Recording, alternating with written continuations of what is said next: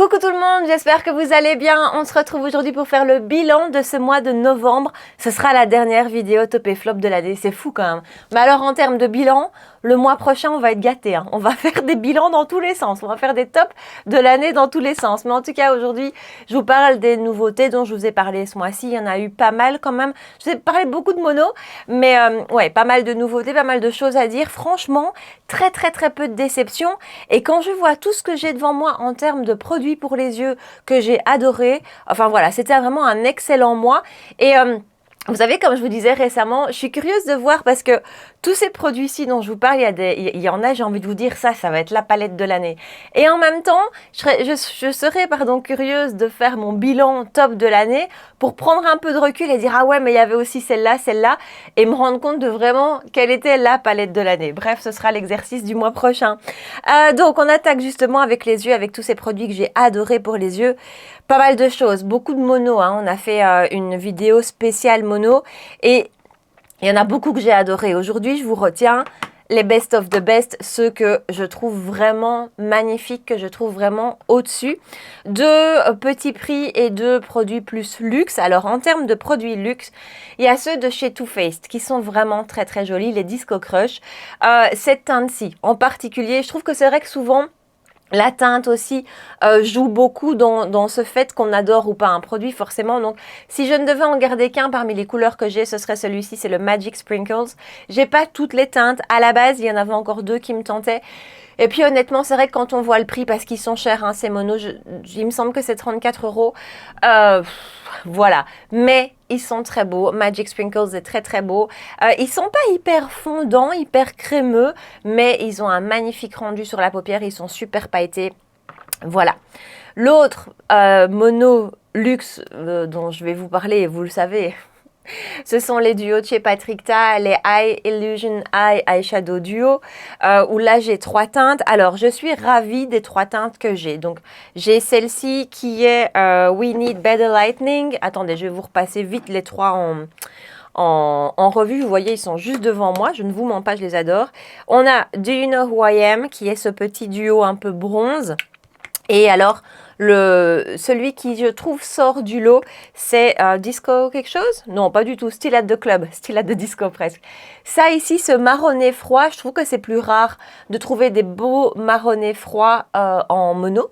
Donc voilà, j'aime les 3. J'adore les 3. Il n'y en a pas un que j'utilise moins que les autres. Attention que dans Still at the Club, je vous l'ai montré en vidéo, il y en a un des deux qui est beaucoup moins pailleté que l'autre. Il y en a un des deux qui est vraiment plus sur un fini métallisé, pailleté, alors que tous les autres sont ultra pailletés. Mais je le trouve quand même très beau. Donc j'aime les 3. J'utilise les 3, franchement. Maintenant, il y avait une 4e teinte dont j'ai oublié le nom. Je vous le mettrai juste là. Qui me faisait de l'œil, qui était un peu un... Il y en a un qui est rose très vif, ça m'intéressait pas, mais il y en a un autre qui est un rose un peu plus froid, non, un peu moins vif, un rose un peu plus doux, plus facile à porter. Et j'étais vraiment à 2 doigts de le commander. Et puis une de mes amies qui l'avait commandé m'a dit non, c'est pas terrible, il est un petit peu sec, voilà. J'ai eu des commentaires de votre part aussi me disant ça. Attendez, je range. donc voilà, je ne sais pas, je ne l'ai pas eu en main, mais du coup je ne la commanderai pas. Mais ces 3-ci sont magnifiques. Alors en termes de petits prix, parce que là aussi je trouve que ce mois-ci finalement dans cette vidéo monomaniaque, le résumé c'était qu'il y a quand même des fameuses belles choses en petit prix et qu'il n'y a pas besoin de claquer 35 € dans un mono pour qu'il soit beau. Alors il y en a plein de beaux dans tous ceux que je vous ai montrés, mais vraiment ceux que j'ai gardés devant moi, qui ont vraiment retenu mon attention, c'est ceux de chez Gelaz. Là, ça je vous l'ai mis en action dans ma vidéo Remake-up du mois. C'est un mono sous forme liquide, sous forme un peu de gel liquide, ultra pailleté, qui donne un rendu un peu effet mouillé, qui tient hyper bien. Ça, c'est très beau. Et alors, mes autres favoris sont chez Wycon Cosmetics, avec un prix plutôt intermédiaire. On est aux alentours de 14-15 €, avec les Last Crush, qui est ici le 202. Vous avez tous les swatchs dans ma vidéo. Et le Visionary Eyeshadow, qui lui est encore plus pailleté. Ça, c'est vraiment mes favoris. Je trouve que vraiment, en termes de mono, on a été gâtés, il y a de quoi être heureuse. Palette. Alors, 4 palettes devant moi. La première qui est un peu à cheval sur les 2 catégories, puisque c'est la petite de chez Beauty Bay. Je sais plus comment elle s'appelle, la Mini Charms, avec 9 fards mono, en fait. C'est une petite palette avec 9 monos. Ils sont super beaux. Elle coûte 12 €. Pour les 12 €, je vous assure, elle vaut mais largement le détour parce que toutes les teintes sont belles, sont pailletées, certaines ont des multi-reflets. C'est joli, ça tient bien, ça s'applique bien, on a de quoi faire. C'est coloré sans être trop coloré. Elle est hyper bien foutue cette petite palette. Donc ça, je trouve que pour celles qui aiment cette petite touche de pailleté en plus, cette petite touche de scintillant en plus, qui recherchent peut-être des couleurs, elle est top, elle est vraiment top. Allez, en termes de grandes palettes, franchement, les trois dont je vais vous parler là, j'ai envie de vous dire, elles sont parmi mes best of the best. On verra finalement quand je ferai le bilan annuel. Mais la première, c'est celle de chez Wacom, toujours la Cool Gems Eyeshadow Palette que je vous montre, que je vous remontre. Alors, en plus, moi, cette année, je suis très gâtée parce que gâtée, oui, puisque vous savez que j'adore tout ce qui est make-up froid, j'adore toutes les fards à paupières froids. Il y a quand même eu beaucoup de froid cette année, donc pour moi, ça c'est génial. Et ici, on est sur une harmonie de froid avec une déclinaison un peu plus rosée et une déclinaison un peu plus vert d'eau. Donc, je trouve qu'on est dans du froid, mais dans du froid qui peut avoir cette petite touche d'originalité. Ça va pas, c'est pas une palette qui va vous donner des make-up hyper colorés ni hyper originaux. Ça reste, je trouve, hyper facile à porter. Et finalement, c'est pour ça que c'est dans mes favoris du mois. Hein. C'est parce que c'est hyper facile à porter et que c'est hyper joli. Les lumineux sont beaux. Il y en a juste un qui m'a un petit peu déçu, c'est celui-ci. Je vous l'avais mis en action. Le rendu était joli, mais je sais pas, il manquait quelque chose. Le reste, c'est super beau. Les fards mat se travaillent correctement, se travaillent bien. C'est pas les fards mat les plus fondants que j'ai vus, mais ils se travaillent correctement. Ils sont pas patchy, ils font pas de taches. Voilà, elle est très belle. C'est une jolie marque à découvrir. Et alors, les deux autres palettes du mois, vous le savez, vous y attendez, vous pourriez le dire avant que je vous parle. La Icy Nude de chez Huda Beauty, qui donc est censée être la dernière sortie chez Huda Beauty. Je la trouve très très belle. De nouveau, une palette de froid, mais une palette de froid de tous les jours. Ici, avec aussi une déclinaison un peu plus rosée, un peu plus grise, mais comment dire, j'ai l'impression que c'est une palette de froid qui va s'adapter à tout le monde, même à celles qui ont envie de froid, mais où c'est pas vraiment votre délire à fond, mais vous avez quand même envie d'une touche de froid. Ça, je crois que ça peut vous plaire parce que c'est des froids faciles à porter, qui s'harmonisent bien et qui sont pas trop dans l'extrême du froid. Parfois, j'ai l'impression de faire des comptes rendus n'importe comment. Bref, on se comprend. Elle est très très belle. Elle est vraiment très très jolie cette palette. Les fards se travaillent bien, les lumineux sont beaux. Voilà, très belle. Et alors, j'ai gardé le meilleur pour la fin. La palette, s'il n'en restait qu'une sur cette année 2024, je pense que ce sera celle de chez Makeup by Mario, la Ethereal Eyes Moonlight. Donc, on avait la Ethereal classique, on a la version froide maintenant avec la Moonlight. Qu'est-ce qu'elle est belle!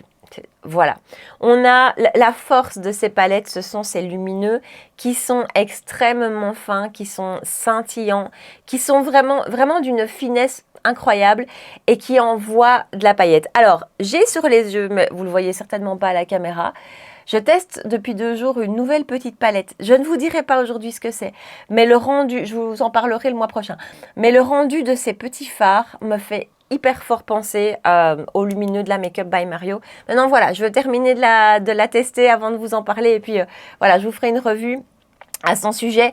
Mais bref, celle-ci est très très belle. Maintenant, par rapport aux précédentes dont je vous parlais, pour moi, celle-ci, c'est vraiment pour celles qui aiment le froid. Pour celles qui, comme moi, vous cherchez les make-up froids, vous cherchez le gris, vous aimez ça. C'est vraiment les palettes qui vous attirent. Foncez, vous allez l'adorer. Si vous êtes plutôt team entre deux, team, j'aime bien le froid, mais il faut quand même pas que ce soit trop. Ce sera peut-être un peu trop parce que là, je trouve qu'on est vraiment dans du plus soutenu, dans du vraiment froid, dans du vrai gris. Elle fait des make-up canons, elle fait des make-up plus un peu soirée, un peu chic, un peu... elle est belle, elle est vraiment, elle est vraiment trop belle. Donc voilà, ça aura été mon coup de cœur palette du mois. En termes de produits pour le teint, j'ai retenu une seule base d'abord, donc c'est celle de chez Dolce & Gabbana. J'ai testé quelques nouveautés de chez eux. Ici, c'est le Everlast Primer. Je suis très contente de mes achats chez Dolce & Gabbana. Honnêtement, déjà, j'avais adoré le bronzer, qui fait partie de mes favoris. Et alors, voilà, les autres produits dont je vous ai parlé ce mois-ci, je trouve qu'ils sont top. Le Everlast Primer, c'est un primer qui va avoir un côté floutant, pas le plus floutant, honnêtement, qui va avoir un côté contrôle des brillances. Et là, je trouve qu'il est efficace. Il est peut-être moins efficace que la base Charlotte Bio, par exemple, en termes de contrôle des brillances et en termes de rendu flouté sur les pores. Par contre, celui-ci se comporte bien avec tous mes fonds de teint. Le Charlotte Bio, je l'ai testé récemment avec un fond de teint qui lui aussi était vachement mat. Ça allait pas ensemble, le combo ne fonctionnait pas, c'était trop mat. Ici, lui par contre, j'ai eu aucun souci avec aucun de mes fonds de teint et je le trouve aussi efficace sur la tenue. C'est un de ces primers où vraiment on voit que ok, le make-up tient mieux. Donc j'aime beaucoup et il va de pair avec le fond de teint de la même gamme qui est sorti en même temps, le Everlast Foundation. C'est pas celui que je porte aujourd'hui. Donc on nous dit 24 heures full coverage 3D mat. 3D mat, ok. No transfer et SPF 20. Il est très très beau. Alors, attention, il a une texture super épaisse. Et c'est ce que je vous avais dit à chaque fois que je vous en ai parlé. On n'a plus l'habitude de cette texture comme ça, vraiment épaisse. Donc, je suis pas sûre que ça plaît à tout le monde. Moi, ça me plaît, hein, mais c'est un peu... ça fait bizarre au début, on n'a plus l'habitude. Il a une vraie belle couvrance. Vraiment, il a une belle haute couvrance. Il a un très beau rendu sur les pores. Il a une tenue qui est impeccable. Bouge pas d'un poil et d'un point de vue brillance, ben, c'est pas mal. Je brille un petit peu plus tard qu'avec un autre. Voilà, dans l'ensemble, je le trouve hyper réussi. Parmi, je pense, on verra, mes favoris de cette année, mais vraiment très très beau. En petit prix, on a parlé du Superstay Lumimatte Foundation de chez Maybelline que je portais encore avant-hier. Alors, rien à voir en termes de texture, beaucoup plus fin que le Gabbana, beaucoup plus fond de teint du quotidien. Ça, c'est un fond de teint un peu plus glamour, tant par le packaging, mais que par le produit aussi, c'est un peu plus glamour. Ici, c'est vraiment le fond de teint de tous les jours. Pour aller bosser, enfin vous voyez le truc léger qui va unifier le teint, qui va faire un joli teint, mais qui va pas faire make-up. Donc ça c'est très chouette, ça applique très bien, belle texture fine, bonne tenue, tout très bien, joli rendu sur la peau. D'un point de vue, alors Lumimat, c'est toujours, moi franchement ça me laisse toujours un peu perplexe ce côté Lumimat, parce que du coup pour moi il est pas mat en fait. Vous voyez, je vois pas du tout le côté mat. Il est très très beau hein, sur la peau, mais je vois pas du tout le côté mat. Donc voilà, pour moi il a un fini que je trouve plutôt naturel. Et d'un point de vue brillance, par contre, je brille quand même pas mal avec lui, assez vite en fait, donc plus vite qu'avec le Gabbana ou qu'avec d'autres. Mais hormis ça, il est très très chouette. Toujours pour le teint, bronzer liquide. Alors, spécial dédicace à ce packaging qui est horrible. Donc, on est chez Catrice dans la collection Finding Dory. Donc, ils ont fait une collab avec Pixar et c'est le liquid bronzer. Ce bronzer liquide est magnifique. Il a une couleur qui est magnifique. Il s'applique super bien en 2 temps, 3 mouvements. Enfin, franchement, c'est le produit facile. Il a un packaging qui est dégueulasse. Il a un packaging qui est immonde. Vous en mettez partout. Il y en a partout. C'est pas propre. Voilà. Voilà. Tout à fait honnêtement, c'est ce que je pense. Mais le produit en lui-même, c'est ce que je vous avais dit pour moi. Si on cachait le packaging, vous voyez, on le met, je sais pas moi, à côté d'un bronzer liquide de n'importe quelle marque, Dior, on cache les packaging, on vous demande quel est le luxe, quel est le pas luxe, ce serait difficile de les déterminer parce qu'il a un rendu incroyable sur la peau. Il est très très très très beau à part son packaging. Alors, mon autre coup de cœur bronzer liquide de ce mois-ci, et ça j'ai du mal à le lâcher, je le porte beaucoup, c'est celui de chez Huda Beauty. Franchement, Huda Beauty, cette collection pour moi... elle l'a cartonné quoi.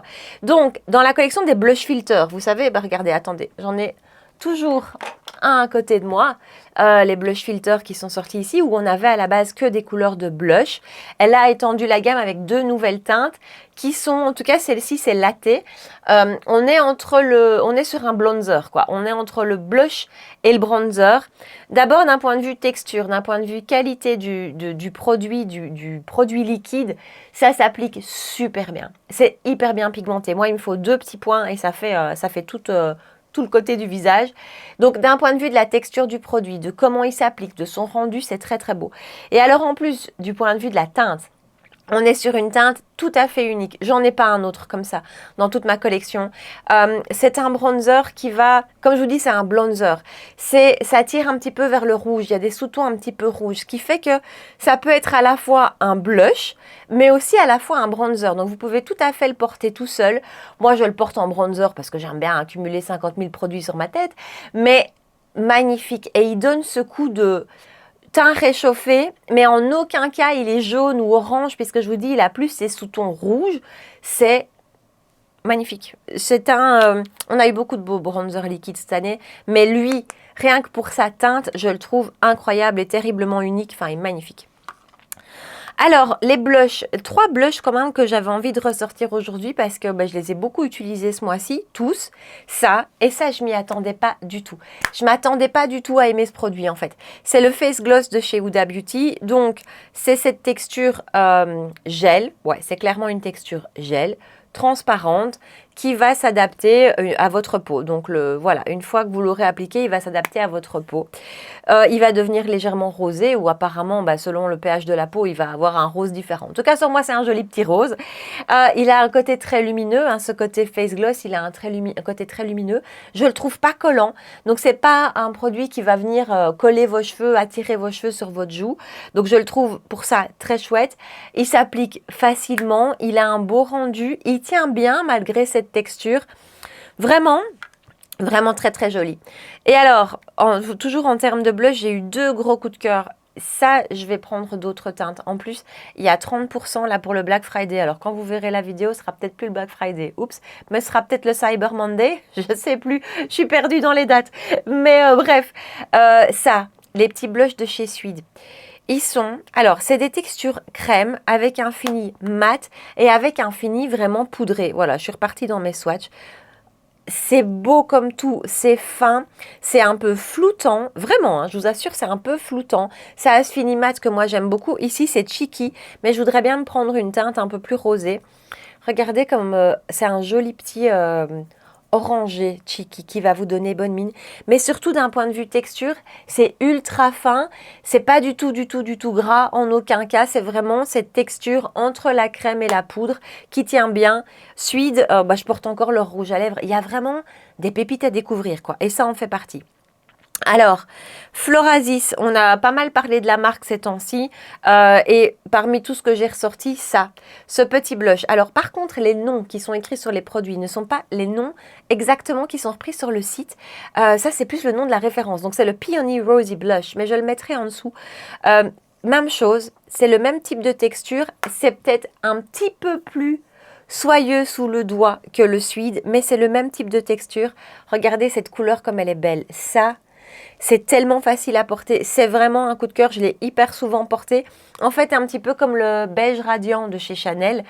Ça, c'est le petit blush que je mets quand je ne sais pas quoi mettre. Et il est magnifique, il est vraiment entre un léger petit rose, mais qui a quand même une petite touche de pêche. Il est trop beau, tient bien, s'applique bien, enfin magnifique. Allez, on arrive déjà au bout. J'ai vraiment essayé d'être synthétique aujourd'hui et de vous reprendre mes grands favoris. Et donc, je retiens aussi, là aussi, un produit. Quand je l'ai ressorti, je pensais plus que je l'aimais à ce point. Je vous explique. C'est là aussi une palette teinte chez Florasis. C'est la Eastern Beast Sculpting Makeup Palette. Palette teinte dans laquelle vous avez un contour / bronzer, je m'explique après, une poudre de finition, un highlighter, un blush. En fait, cette palette, elle a été rééditée dans le nouveau packaging de la nouvelle collection qui est magnifique. Mais elle existait déjà, donc je l'avais déjà et je l'avais testée il y a longtemps. Et puis, comme malheureusement beaucoup de choses, elle a fini au fond de mon tiroir et je ne l'ai plus utilisée. Comme vraiment, malheureusement, je vous dis beaucoup de choses. Et donc ici, je l'ai reçue avec la nouvelle collection et je l'ai mise en action en vidéo avec vous. Je ne l'avais pas réutilisée avant et vraiment, en la prenant, je me suis dit, bon, on va faire du contouring, mais on va avoir besoin d'un bronzer par-dessus parce que voilà, teinte franchement froide. Attendez, tant qu'on y est dans les swatchs, voilà. Teinte franchement froide. Et en fait, en la réappliquant avec vous en vidéo, je me suis dit, mais waouh, mais qu'est-ce que c'est beau. Alors, déjà, la qualité des poudres chez Florasis, que ce soit dans les fards à paupières ou dans les poudres teint, c'est magnifique. Enfin, moi, je trouve que c'est très beau. C'est toujours ultra fin, c'est toujours très... avec un petit côté toujours à la limite, à la frontière entre la crème et la poudre. C'est pas crémeux du tout, mais... comment vous dire, c'est pas du tout non plus poudreux, c'est en aucun cas sec. Enfin, j'adore les textures et en fait la teinte est super belle. En fait la teinte, j'ai pas besoin de bronzer par-dessus, elle est magnifique. Le blush est tout aussi beau, l'highlighter si vous en mettez est très beau. La poudre de finition est bien aussi, mais c'est vrai que moi ça j'utilise d'autres poudres de finition, mais voilà.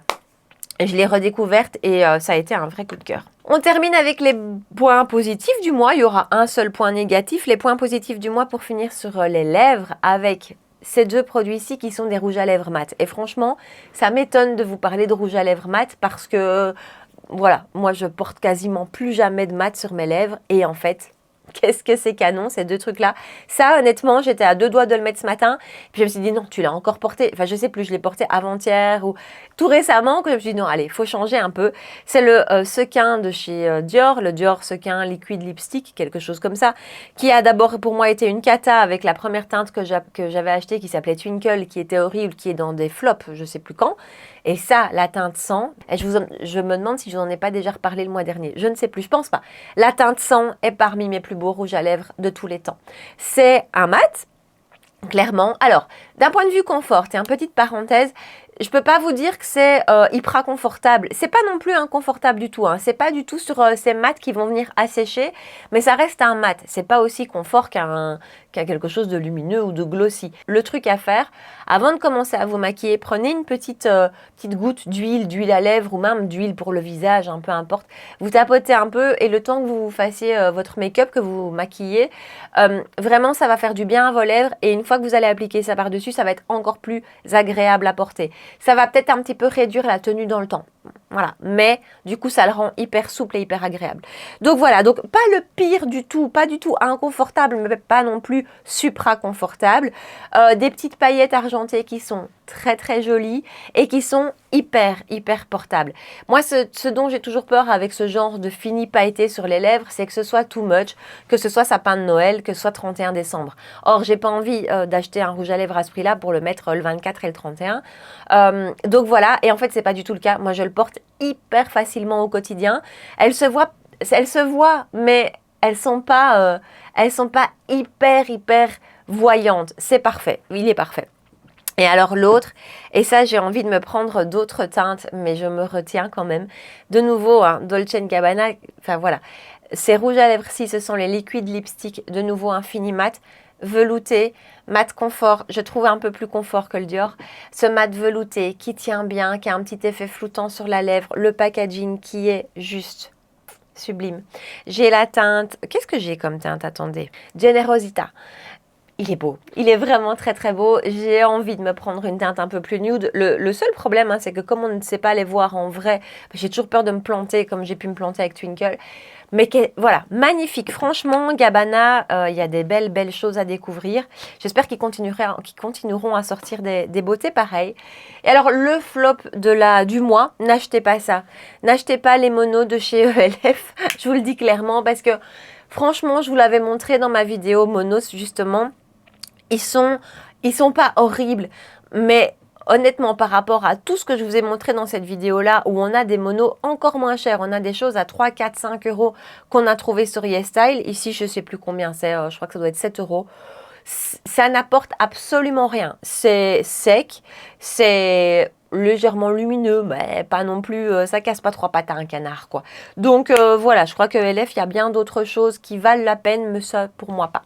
Donc voilà, nous voilà au bout de cette vidéo top et flop du mois de novembre. J'espère que ça vous a plu. Dites-moi tout dans les commentaires, quels ont été vos gros coups de cœur ou vos grosses déceptions de ce mois. Voilà, je vous attends ici en bas pour qu'on puisse papoter. Et puis, comme je vous dis, on va bientôt se retrouver avec...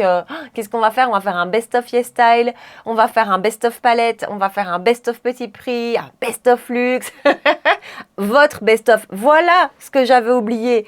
Je savais que j'allais oublier quelque chose et j'espère que vous serez encore là pour voir ça.